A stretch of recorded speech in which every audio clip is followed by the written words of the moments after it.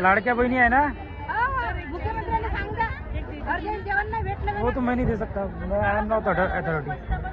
8 वाजता बसून बोलावलं, 8 वाजता बसून घरी कामं नाही झाले.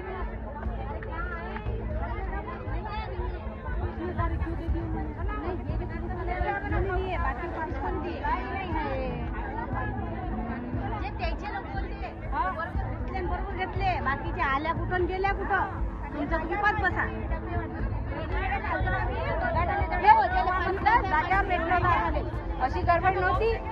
पहिले कार्यक्रमाला आलती मी, तेव्हा सरपंच होती, आता सदस्य ग्रामपंचायतची बेलर.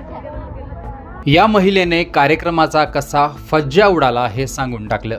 अमरावती येथील विमानतळाच्या उद्घाटनाचा सोहळा आज मोठ्या थाटामाटात संपन्न झाला.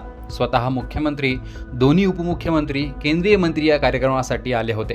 मात्र प्रशासनाच्या ढिसाळ नियोजनामुळे उपस्थित नागरिकांना प्रचंड मनस्ताप सहन करावा लागला.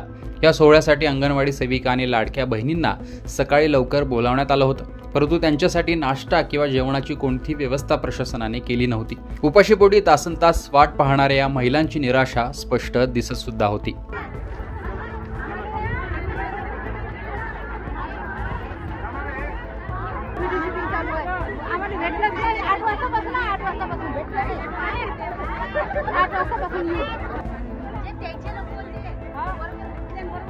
बाकीचे आल्या कुठून गेल्या कुठं, तुमचं किपात बसा.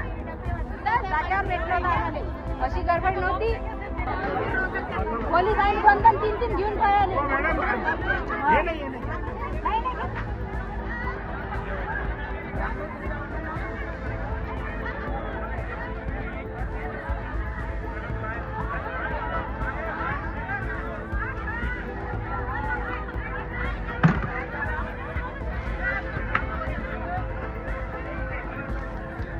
कार्यक्रमासाठी महिला लवकर आल्या, पण त्यातील अनेकांना ना पाणी मिळालं ना नाश्ता.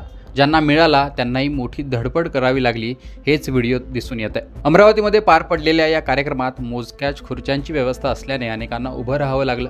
पत्रकारांना देखील पासेस देण्यात आले नाहीत, त्यामुळे त्यांना कार्यक्रमस्थळी प्रवेश मिळवण्यासाठी धडपड करावी लागली. या कार्यक्रमासाठी मेळघाट येथून आदिवासी नृत्य सादर करण्यासाठी येणाऱ्या कलाकारांच्या वाहनाचा अपघात झाला.